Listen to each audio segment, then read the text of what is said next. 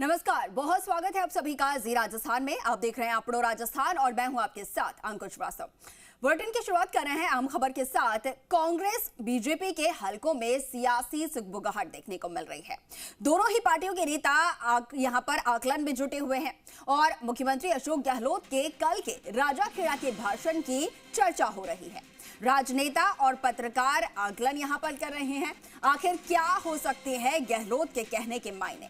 अपनी पार्टी के नेताओं को पैसे लौटाने का संदेश दिया, तो वहीं वसुंधरा राजे के घर में पूर्व सीएम का भी जिक्र है। यहाँ पर आपको बता दें कि राजनीतिक संकट के समय मदद का यहाँ पर जिक्र किया। हालांकि इस मामले पर बीजेपी प्रतिक्रिया दे चुकी है।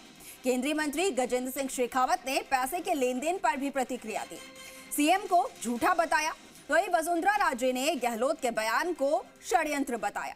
उधर राजेंद्र राठौड़ भी बोले कि बिकाऊ विधायकों पर केस दर्ज क्यों नहीं किया।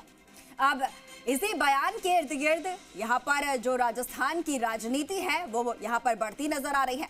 सीएम गहलोत के बयान के बाद अब क्या होगा, ये सवाल उठते नजर आ रहे हैं। क्या विरोधियों को बैकफुट पर धकेलने के लिए ये बयान दिया गया? क्या गहलोत के बयान से बीजेपी में वसुंधरा राजे की स्थिति पर भी असर पड़ेगा? और क्या पायलट कैंप से इस बयान की काट आएगी? तो ये तमाम सवाल यहां पर उठते नजर आ रहे हैं।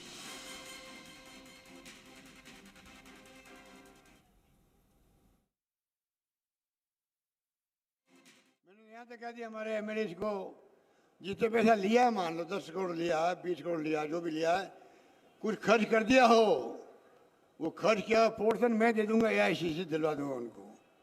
वापस अमित शाह को 10 करोड़ दो, वापस 15 करोड़ दे, 15 करोड़ दो उसको। उसका पैसा मत रखो। उसका पैसा रखोगे हमेशा अमित शाह आपके दबाव बनाए रखे। वो गृह मंत्री भी है, वो धमकाएगा, डराएगा।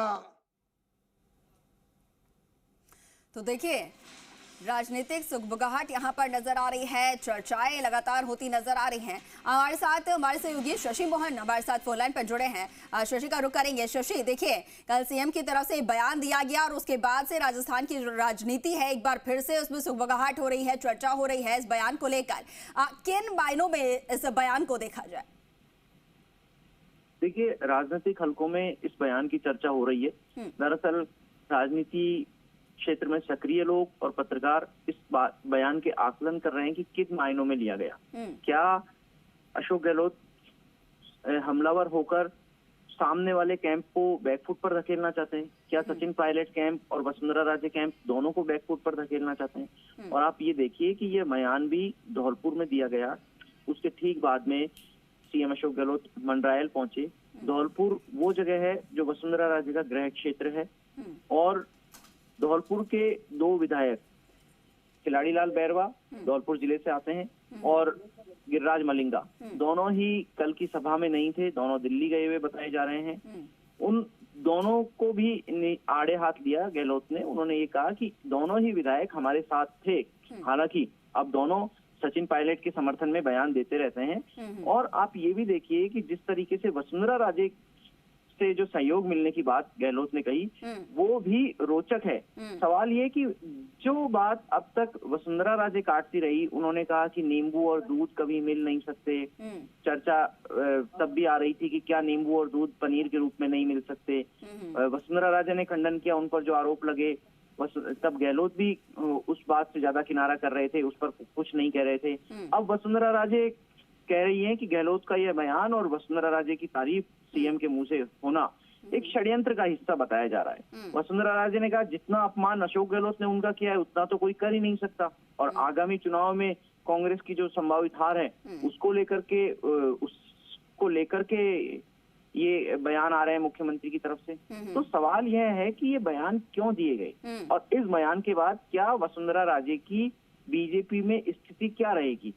क्या केंद्रीय नेतृत्व इन बयानों को सच्चा मानेगा या विपक्षी की तरफ से लगाए हुए आरोपों को देखते हुए उस बयान को निराधार मानते हुए खारिज कर देगा? सवाल यह उठता है कि वो कौन कौन से विधायक थे जिन्होंने मुख्यमंत्री के मुताबिक केंद्रीय गृह मंत्री के यहाँ से या बीजेपी से कोई फंडिंग ली, पैसा लिया, और अगर वो पैसा लिया तो वो खर्च कहाँ पर किया गया, और खर्च किया गया तो तो वो कितना खर्च किया गया और कितना एआईसी से दिलवाएंगे, कितना मुख्यमंत्री अशोक गहलोत देंगे। ये कई तरह के सवाल उठते हैं। सवाल यह भी है कि क्या कर्नाटक चुनाव के नतीजों से पहले इस तरह का बयान पार्टी में ही अपने विरोधी कैंप को पीछे धकेलने के लिए है? क्योंकि इस 12 मई को संभवतः प्रदेश प्रभारी सुखजिंदर रंधावा दिल्ली में सह प्रभारियों के साथ एक मीटिंग कर सकते हैं। उसके बाद कर्नाटक चुनाव के बाद राजस्थान चुनाव की तैयारियां कांग्रेस पार्टी करेगी, बैठकें होंगी। तो इन मीटिंगों से पहले अब पार्टी में ही अपने विरोधी कैंप को पीछे धकेलने के रूप में इसको देखा जाए। आखिर किस मंशा से दिया, यह तो सीएम अशोक गहलोत के मन में ही होगा। लेकिन इस बयान के कई मायने निकाले जा रहे हैं कि इसका असर कहां तक होगा, प्रदेश की राजनीति को ये बयान किस हद तक प्रभावित करेगा। बिल्कुल बिल्कुल शशि, किस हद तक ये बयान प्रभावित करेगा, क्योंकि देखिए विपक्षी पार्टियों की तरफ से बात की जाए यहाँ पर तो बीजेपी की तरफ से वसुंधरा राजे का रिएक्शन आया, राठौड़ का रिएक्शन आया है, शेखावत का भी रिएक्शन आया। तो जो विपक्षी पार्टियां हैं उनकी तरफ से तो रिएक्शन आए ही हैं। लेकिन देखने वाली बात यहाँ पर यह भी होगी कि पायलट कैंप के जिन विधायकों के लिए सीएम की तरफ से कहा गया, उनकी तरफ से पायलट कैंप की तरफ से अब किस तरीके से रिएक्शन सामने आएगा? क्या उनकी तरफ से कोई ऐसी काट यहां पर सामने आ सकती है, या फिर पायलट पहले की तरह ही यहां पर चुप्पी साधेंगे? जैसा कि पिछले जो राजनीतिक घमासान हुए थे उस वक्त हमने देखा था कि पायलट ने पूरी तरीके से चुप्पी साधी हुई थी। उनका यही कहना था कि हमारा पूरा फोकस जो है आगामी जो चुनाव है उसमें सरकार को रिपीट करवाना है। तो क्या किस तरीके का रिएक्शन उनकी तरफ से सामने आ सकता है, वो भी यहाँ पर देखने वाली बात होगी। देखिए, सचिन पायलट कैंप में सबसे मुखर मंत्री मुरारीलाल मीणा माने जाते हैं और मुरारीलाल मीणा पहले भी इस चीज को लेकर कह चुके हैं कि जो मानेसर जाने की बात जब भी आई, कैबिनेट में भी यह बात आई और मुरारीलाल मीणा के मंत्री बनने के बाद जब ये बात आई तब उन्होंने भी कह दिया था कि इस बात को अब छोड़ना चाहिए, जो बीत गई उसे भूल करके आगे बढ़ा जाना चाहिए। हालांकि अभी कोई भी विधायक या मंत्री पायलट कैंप से जो आते हैं वो इस मामले पर बात करने से बच रहे हैं। लेकिन ये जरूर है कि आने वाले दिनों में राजनीति इसके इर्द गिर्द घूमेगी। क्या विधायक ये मानेंगे कि उन्होंने पैसा लिया था, और अगर लिया था तो क्या लौटाया या नहीं लौटाया? हालांकि अब तक कांग्रेस पार्टी का कोई भी विधायक इस पैसे वाले बयान से सहमत होता नहीं दिखा, उस पर अपनी सहमति या स्वीकारोक्ति जताता हुआ नहीं दिखा। लेकिन मुख्यमंत्री जब कहते हैं तो उन्होंने अमित शाह, धर्मेंद्र प्रधान, बीच में जफर इस्लाम का नाम भी मुख्यमंत्री ने लिया था। तो ये नाम मुख्यमंत्री की तरफ से आते हैं कि बीजेपी के इन नेताओं से कांग्रेस के बागी विधायकों की मुलाकात हुई। क्या इन मुलाकातों के कोई दस्तावेज है? कथित तौर पर यह भी कहा जाता है कि मुख्यमंत्री के पास में इन मुलाकातों के, कुछ नेताओं की मुलाकातों के फोटो भी मौजूद हैं। लेकिन वो फोटो किस समय के हैं, अगर हैं तो, और उनका क्या असर होगा? क्या वो एक सबूत के रूप में पेश किए जाएंगे पार्टी में भी जब भी बैठक होगी, जब भी बात होगी? पिछले दिनों आपने खुद देखा जब सुखजिंदर रंधावा से बात की गई, सचिन पायलट कहते हैं 25 सितंबर वाले मामले पे अब तक कुछ नहीं हुआ, जबकि वो ओपन डिफे था सोनिया गांधी के वर्डिक्ट के खिलाफ, उनके खिलाफ था।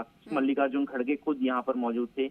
लेकिन तब रंधावा ने कह दिया कि बगावत तो उससे पहले भी हुई थी, 2020 में भी हुई थी, उसका क्या पार्टी ये मान चुकी है कि दोनों मामलों को ठंडा किया जाएगा और फिर आगे बढ़ा जाएगा? क्या पार्टी ये मान चुकी है कि पहले 2020 के मामले पर कार्रवाई होगी, फिर 25 सितंबर 2022 के मामले पर कार्रवाई होगी, अगर होगी तो?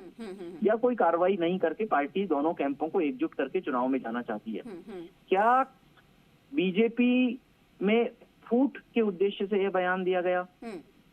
अब केंद्रीय मंत्री गजेंद्र सिंह शेखावत, प्रतिपक्ष के नेता राजेंद्र राठौड़ और पूर्व मुख्यमंत्री वसुंधरा राजे ने तत्काल इन आरोपों का खंडन किया। उन्होंने कहा कि अगर मुख्यमंत्री जानते हैं कि पैसा लेन देन कहाँ हुआ है, रिश्वत लेना देना दोनों अपराध है, गलत है, तो राजेंद्र राठौड़, गजेंद्र सिंह शेखावत और वसुंधरा राजे यही कहते हैं कि एफआईआर दर्ज क्यों नहीं करा रही, मुकदमा दर्ज क्यों नहीं कराया गया? और अगर पैसा लिया है तो उस पैसे के लेन देन के सबूत कहाँ पर हैं? जी बिल्कुल बिल्कुल। देखिए शशि, सवाल यहाँ पर यह भी उठाया गया बीजेपी की तरफ से कि अगर बिकाऊ विधायकों पर केस दर्ज, अगर उनके पास दस्तावेज हैं, उन्हें अगर पता है कि कौन कौन से विधायक हैं, तो उनके खिलाफ केस क्यों नहीं दर्ज किया गया, उनके खिलाफ कार्रवाई क्यों नहीं की गई? तो ये भी तमाम यहाँ पर सवाल उठते नजर आ रहे हैं। चलिए शशि, बहुत शुक्रिया आपका तमाम बातचीत के लिए, तमाम जानकारी के लिए। तो देखिए, राजस्थान की राजनीति अब यहाँ पर पूरी तरीके से चरम पर नजर आ रही है।